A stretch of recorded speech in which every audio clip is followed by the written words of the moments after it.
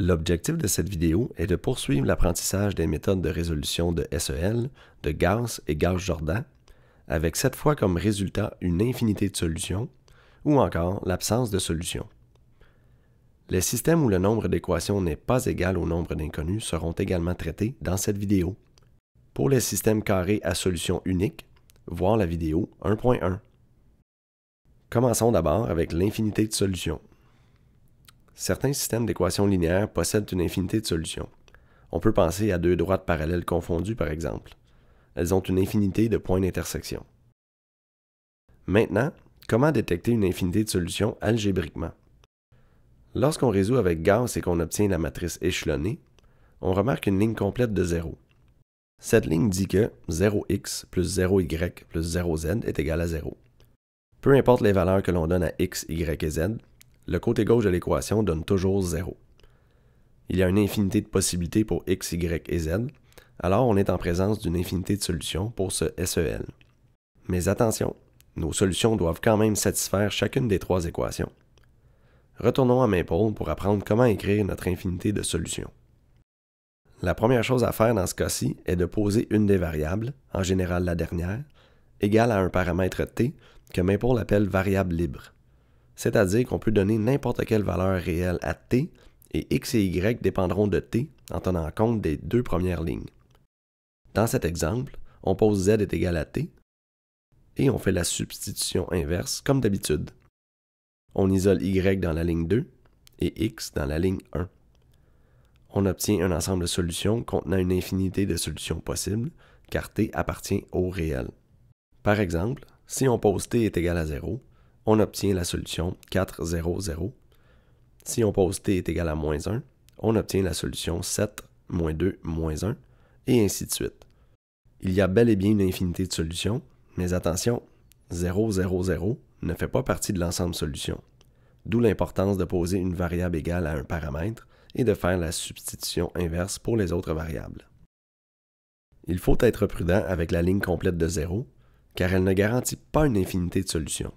Dans cet exemple à 3 équations et 2 inconnues, on obtient une ligne complète de 0 lorsqu'on atteint la matrice échelonnée réduite de Gauss-Jordan.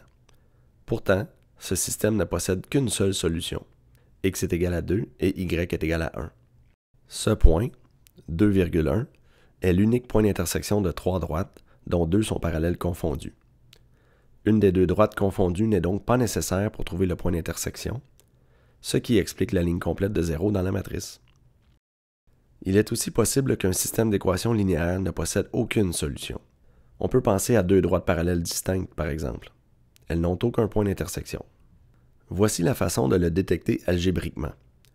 Lorsqu'on résout avec Gauss et qu'on obtient la matrice échelonnée, on remarque une ligne de 0, sauf un nombre non nul dans la matrice image. Cette ligne dit que 0x plus 0y plus 0z est égal à 3. Peu importe les valeurs que l'on donne à x, y et z, le côté gauche de l'équation donne toujours 0. Cette ligne dit donc que 0 est égal à 3, ce qui constitue une absurdité. Aussitôt qu'on rencontre une absurdité, on peut conclure qu'il n'y a aucune solution pour ce SEL. L'ensemble solution est donc l'ensemble vide, qu'on peut écrire de deux façons. Lorsqu'on résout un système avec moins d'équations que d'inconnues comme ici, il est impossible d'obtenir une solution unique. Soit on obtient une absurdité, soit on obtient une infinité de solutions qui peut se traduire de deux façons. On peut obtenir une matrice échelonnée de Gauss comme celle-ci, ou une ligne complète de 0.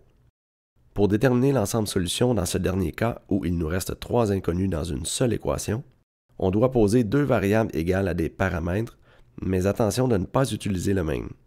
On peut par exemple poser z est égal à t et y est égal à s, qu'on remplace pour obtenir x est égal à 9 moins 2s moins 3t, et l'ensemble de solutions suivant, où s et t appartiennent au réel.